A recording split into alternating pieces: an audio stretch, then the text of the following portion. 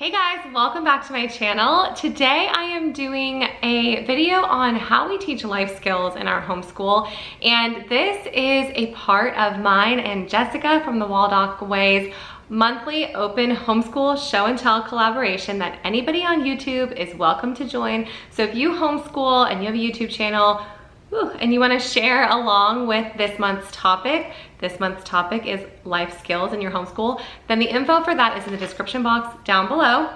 Also, last month's topic on homeschool chauffeur, on driving, how you handle all the driving in your homeschool. My family and myself were very sick last month, so I barely got any content up on YouTube. So because I didn't get that playlist out to you guys, I'm gonna go ahead and open that particular playlist for the rest of the homeschool show and tell year. Typically, we close the playlist at the end of the month, but if you have done a video on that, then stay tuned. I'll get that video up soon as well, and I will give that playlist link to you all. So sorry about that, but we're back in action. So this month's topic, like I said, is life skills. I have 5 kids, so we have kind of grown in the way that we teach this over the years. And so I'm just gonna share how we teach this in our home/homeschool, because this is one that's maybe more outside of like the homeschool hours type of a thing. And then you're welcome to go through the playlist and see how other people teach this in their home and get ideas from everyone else as well. Or you can leave some comments down below and let us know how you teach life skills in your home. So let's go ahead and get started. All right, so you may have noticed that my setting here has changed a little bit. So we did some updates to our house last month as well, which I'm excited about. But this room is one of the biggest changes, which you guys will notice, because this is always where I stand to film, but it looks completely different. So we didn't move or anything, just a different paint color and a little bit of decor change. So if you are new here, welcome. My name is Abby. I am a mom of 5. My oldest just turned 16. My youngest is 2. We have 3 girls and 2 boys. We've got 1 not in school. We've got elementary, middle, and high school. So we've got a lot going on here, and that's why I'm excited to talk about today's topic, which is life skills, because I think that we're in all stages of teaching the basics of, you know, putting your shoes away, all the way up to, hey, you're about to go off to school. Let's make sure you've got everything in line in order to have a smooth transition. So I've got 10 different ways that we teach life skills in our home, and I've got it all written down here, so forgive me for peeking at my list, but I don't want to go out of order. So before I share, I will just mention that life skills, for me, they're not really necessarily a curriculum, as I'm sure it is for most of you. There is some great curriculum out there. I will mention a couple of things as I go through my list here, but for the most part, life skills are happening as life happens. Sorry, we've got neighbors around here, so kids are going in and out of my front door. So I'm gonna try to get this done in just a couple takes.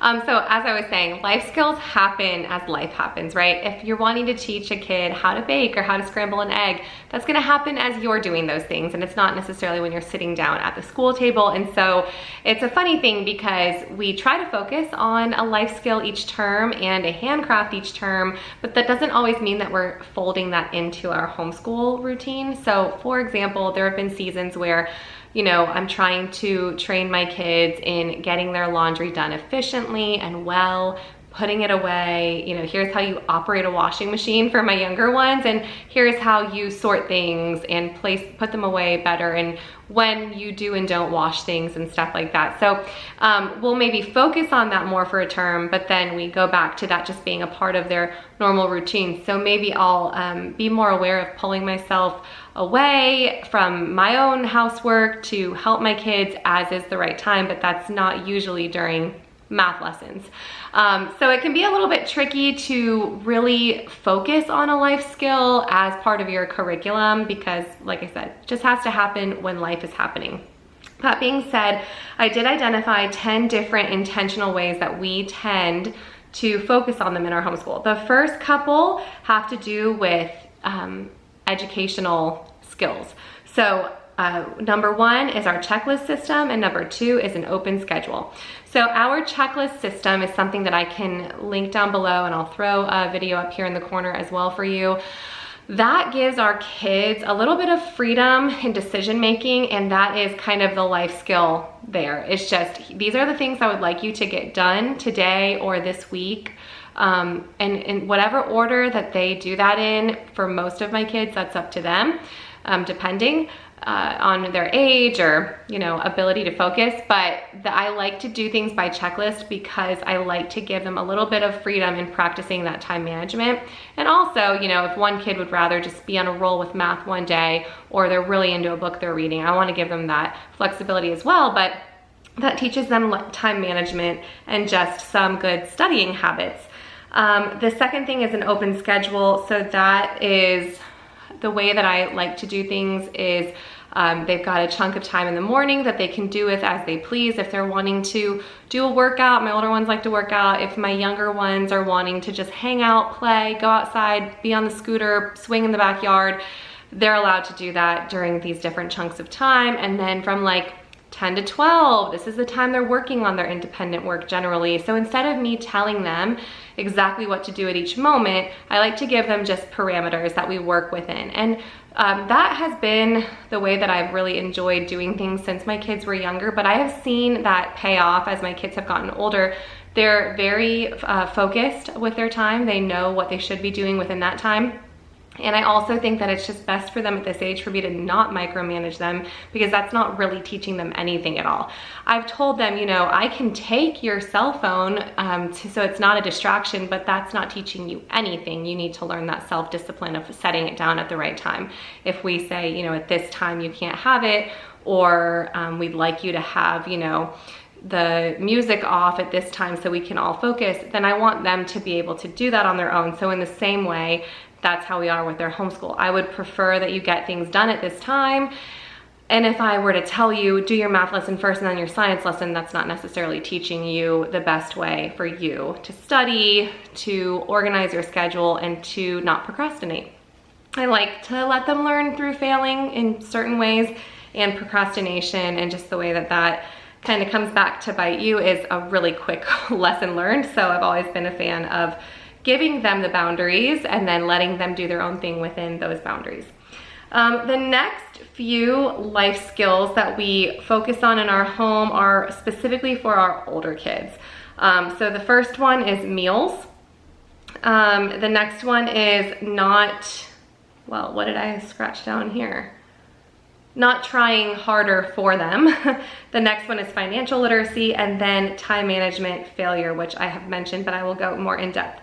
So as far as meals go, right now we've got, say, a 13 and a half, almost 14-year-old son who makes his own meals before or after football practice. If he's going to miss a dinner, he is definitely in charge of keeping up with his own protein goals and things beyond what we're, you know, feeding him. And then my oldest, who's 16, she is right now cooking one dinner each week on Tuesdays, and she's learning something new each week. So Tuesday night is the night that she and I cook together. Sometimes it's something that I want her to learn. So if I'm wanting her to get used to making more soups because it's a great cost-efficient way to feed a family, then Tuesday nights, you know, for a couple weeks we'll make soup. She's not a big fan of cooking meat, but she wants to learn how to do it. So when she comes to me with recipes like, hey mom, I know you want to teach me how to cook a casserole, here are my suggestions. Then a couple weeks later I'll say, hey, let's learn how to do this, how to cook a chicken breast, or how to grill a chicken leg, you know, things like that, when she's not used to doing that. So we alternate a little bit of her ideas, my ideas, and she's learning on Tuesday nights right now. But then, like I said, my son, it's a lot of me just starting to back off and say, I fed you breakfast, but if you'd like scrambled eggs, you can go ahead and make it, and just reminding him that he has that ability now that he's getting older. The next point, like I said, not trying harder for them. This is a really important life skill. I know that we consider life skills to be things like changing a tire and, you know, meals and baking and all that, which that finds its way into our homeschool definitely, but effort and self-discipline is way more important to me as a life skill, because in my opinion, if you can teach self-discipline, good work ethic, and delayed gratification, you can do anything in life. So we have this conversation a lot with our older kids. We're not gonna try harder in your sport than you are. We're not going to, we'll drive you there, we'll pay the enrollment fee, but if we're putting in more effort talking to your coaches or trying to help you get a good placement or trying to help you make a particular team, if we are trying harder than you are, then you've lost us driving you there and you've lost our full backing, because I think at certain points you start to see that the kids are not picking up the slack where it's now becoming their responsibility. And it always seems to happen around this age for my older ones, like 13, 14, where they've kind of been in my home the whole time. I start to notice like, actually you should be the one to text your coach about that, or you should be the one. And so that is not just for sports, but that's also things like driving. We have one about to get her license. From the beginning, it's been, you know, we are here at appropriate times. You know, don't ask us at 11 at night, but we're here. We want to help you. You've got to be the one to show us that you want this more than we want this for you, kind of thing. I will add in one thing to that grouping, because it was for my older kids. I was talking about you know, the driving and the meals and kind of how we teach our older kids that. For the younger kids, it is a great time to start teaching the basics of grocery shopping. I hardly ever go to the grocery store alone. They're with me, they're getting familiar with things. They even learn how to use the grocery apps, because that's a realistic part of what their future will be. And then when it comes to the driving, they are helping me with using the map on my phone while I'm the one driving, you know, or can you watch for this road, or tell me what's happening at that light over there. So there are ways to like practice a little bit of these things before they're actually at the age where you're fully teaching how to cook or how to drive or how to, you know, use your time management well. So just wanted to add that little note in before we moved on. Financial literacy, this has been our focus this year. We've read some great books on it. My kids have always had a little income they've earned one way or another. One day a week, my daughter works at a local ministry and she gets paid for that. My son is always doing things to earn extra money. And then they save every dollar they get from birthdays and holidays and grandparents who just love to throw money at them for no reason. So they're really good about how they spend their money. I haven't seen much waste with them. However, there are just certain skills that they aren't going to learn unless we step in and teach them how to pay bills, you know, debit cards, things like that. So a really great curriculum that I found this year is beyond personal finance for older kids and before personal finance for younger ones. So great, like everything I was looking for in a financial literacy curriculum. It's amazing. Don't sleep on that one. So if you're interested, check that out. You're gonna see that in my curriculum videos this summer as well. And then we've also really enjoyed the Charlotte Mason Business Math series. That's been really helpful by Simply Charlotte Mason with just some of the basics of money in general. So that's really, and then the other thing that's been really helpful, it's not a curriculum, but Venmo has a debit card program for teenagers. The debit card is free. You can make a free teen account under your own account. And so that's been a great way for my kids to have a debit card without any fees attached to it. And then it's easy, super easy for me to just transfer money over to them. And the reason that I went that route instead of a bank account, well, they have savings accounts at our bank, but the reason that I went that route was because they also Venmo their friends a lot and use Venmo to pay for a lot of things. So it's just like an all-in-one place for them. So my teenagers have Venmo cards as well. And it's great because I can see what's in their account, I can see what they're spending it on, and I can just easily throw them an extra 20 on their account if they're out to lunch and didn't realize how much the lunch was gonna cost. And then, as I mentioned, allowing time management failure, that's just a real time management in general should be point number 6. That's really a very important life skill. So for that, our rule in our house is single reminders. And what did I write here? So I'm not sure what I wrote down there, but what I meant was we give single reminders and then just single follow-ups. We don't do like the whole emotionally disciplined thing, you know, all of like the, well, this is why, no lectures, none of that. When you fail with your time management, you very much know that you failed with your time management. So we will give them one reminder. I'm trying to think of an example. You know, don't forget that at 3 o'clock you have practice, so you need to wash your uniform. Obviously, they know they have practice every day. Sometimes time slips away from them, so they need that single reminder. So if it's 1 o'clock and I notice that nothing's happening. Hey bud, don't forget to wash that jersey. If they don't wash it, all right, well, that's your option. You're gonna have to wear the stinky jersey. That's a really, it's not like this whole like, well, I told you and I reminded you and I'm not gonna nag you and no, it's just like, all right, well, here's your options now. That's a lot of like getting ready for church. You know, Saturday night, lay out your outfit, we're leaving at this time. They don't wanna be late places, so I'll give one reminder for my older ones so that they remember quickly. If I'm constantly the one reminding them, or I'm overly emotional when I'm disciplining them and lecturing them about why this didn't work out for them, then they're really never gonna learn anything. And so this is actually a trick I learned in marriage about not nagging your spouse. It's much better to just give one reminder. Anything after that, I personally feel like is nagging. So I will say things to John once, and then if he forgets, he owns it and we move on. And it's the same for me. And so we display that for our kids. Like, oh, I did forget to, you know, pay that fee for that. I'm so sorry, that was my fault. And then we move on instead of like, well, I reminded you and da-da-da. Like, way better to just let somebody miss something and they learn, and especially with teenagers, so good for them. So also with like co-op projects, you know, don't forget, like I'll say Wednesday, don't forget on Friday that you're supposed to have read this many chapters. All right, and then, you know, Friday when we're driving there and somebody realized they didn't finish their book, like, all right, well, you're just gonna have to talk to your teacher about that.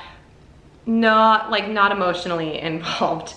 And I just feel like that's the best way to learn. And that's what I mean when I say learning by failure. So number 6 was time management. So let's recap because this is really like blabbery from me. Number 1, checklist system. Number 2, an open schedule with parameters. Those were both the teaching educational self-discipline. Number 3, teaching meals and just those basics of cooking. Number 4, effort, self-discipline. Number 5, financial literacy. And number 6, time management. So we're moving on from the ones that are specifically for my older ones, and we're moving into the life skills that I consider to just be the skeleton, the bones of a good and efficient life. So this is for my whole family. So number 7 is Bible time. And do we consider this a life skill? For the most part, no, but I absolutely do, because I have struggled as an adult to maintain my personal Bible time, and it's because it was not a really, really solidified habit when I was a kid.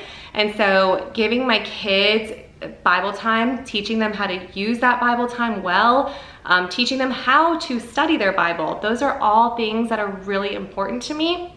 And once they leave my home, is not going to be carved out for them. So I like to teach them how to prioritize that, how to work within the boundaries of the time that they're given, and how to maximize that, but also how to make time for it if the schedule is getting thrown off. So we have times set in our schedule for Bible time. We have, you know, actual time for Bible study. We have family study at dinner. We have times where we're reciting catechism with each other. We have times where we're doing things in the car. I'm teaching them that this is a life skill and it has to go with you sometimes, and sometimes you have to set aside the time, and sometimes you have to say no to things to make the time. But either way, teaching them the life skill of time in the Word and how to properly study it and how to maximize your time studying it instead of just opening it up and going with it. It's a really important life skill to me. The next one is realistic chores, and this is one I can't tell you exactly what that's gonna look like in your home, but from the time they're young, they're doing chores. We call them contributions because they're just contributing to our family as a whole.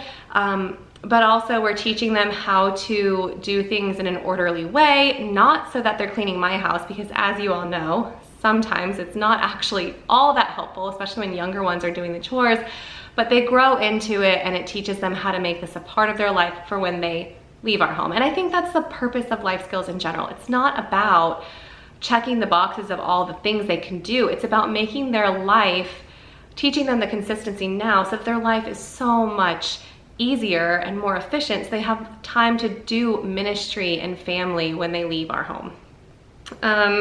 So the chores, we actually have the same rooms that everyone does, but based on their age, it's what we ask of them. So they're kind of growing into that as they get older.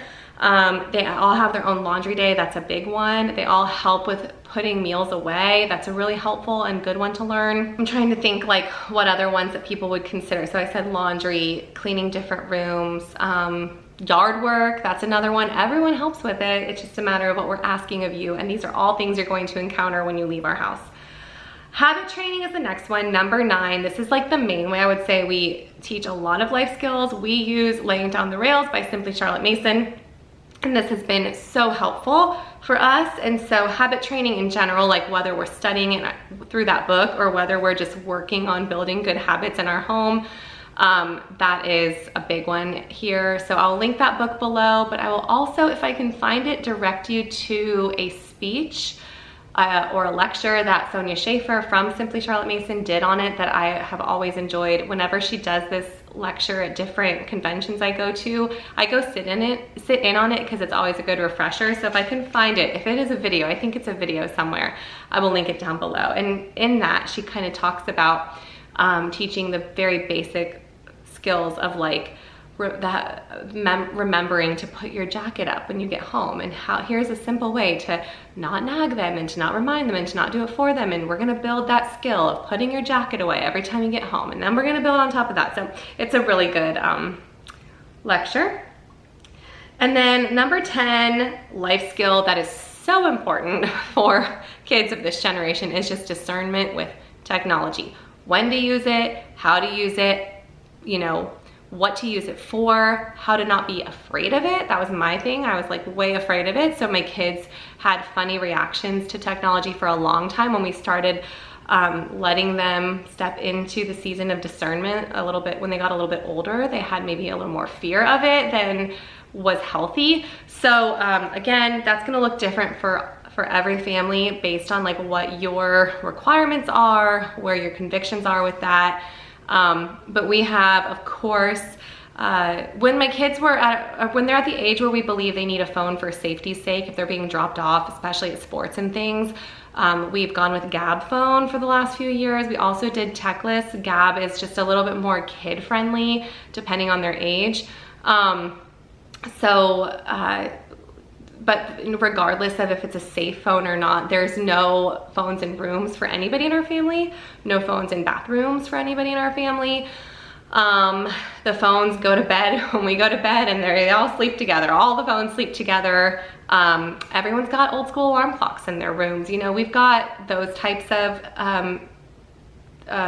disciplines built in that they really can't, the kids don't get a choice in. But then, you know, we prefer them to keep it away during school. If it becomes a distraction, I will take it, kind of a thing. But that's something that I like to shepherd them in and like to help them learn. And then the older that they get is when we have them discuss, you know, yes, they have maybe a little more access to the TV on the weekends, still not alone, but things that I would come running in the room for when they're little, I don't necessarily do anymore. And it's not because I think they can handle it, but I like to give them the choice of using their own discernment and turning it off. And if I hear too much, yes, absolutely, I'll come in the room. But I think it's just, and the funny thing is, it's been really interesting to watch our older ones have more personal boundaries with it than our younger ones because of the way it makes them feel. You know, our younger ones, like if they hear, I don't know, I'm trying not to like say a word if your kids are in the room, but like say they hear the word like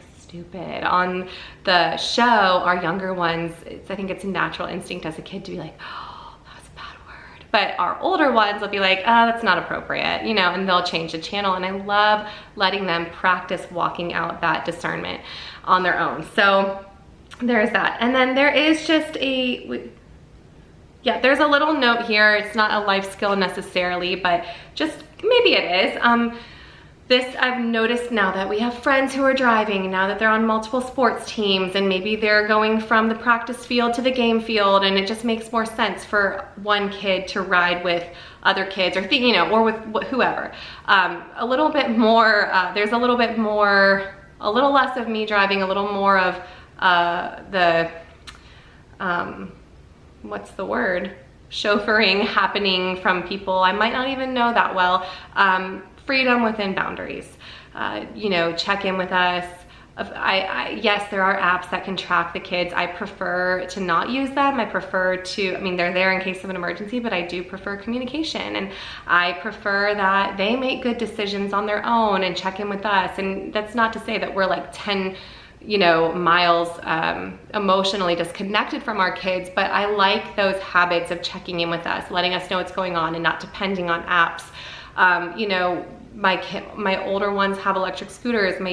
My younger couple have bicycles. They have a lot of neighborhood friends. It's like, yes, you may play outside in yards, not in houses, you know, between here and, you know, a mile marker a certain amount of way.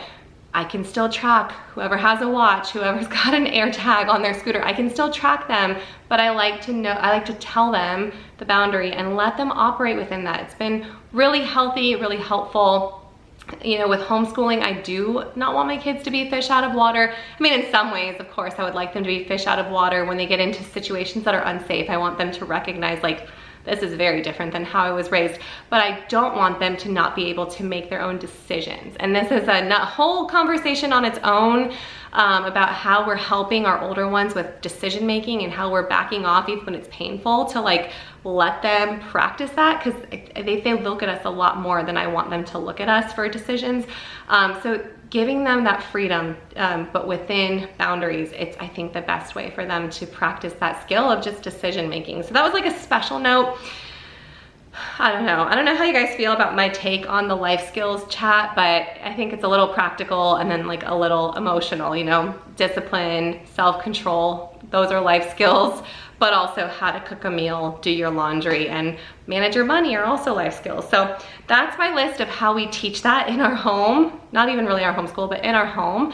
Let me know your thoughts on the actual life skills that you teach in your home in the comments down below. And if you have good recommendations, like I said, like there's sewing, we've done sewing, there's changing tires and basic, you know, I just realized I didn't button a couple buttons on this shirt. So I'm like, wow, that's a weird feeling. You know, there's all of those things that we've taught as well, but the skills that they'll need on the daily when they leave our house are the ones that I'm really focusing on right now. So let me know in the comments down below if you have good recommendations for any of those life skills curriculum. I think that would be helpful for people. And if you want to make a video, the info for that is in the description box down below as well. All right, sorry, I'm really out of practice with chatty videos. I'm gonna let you guys go now.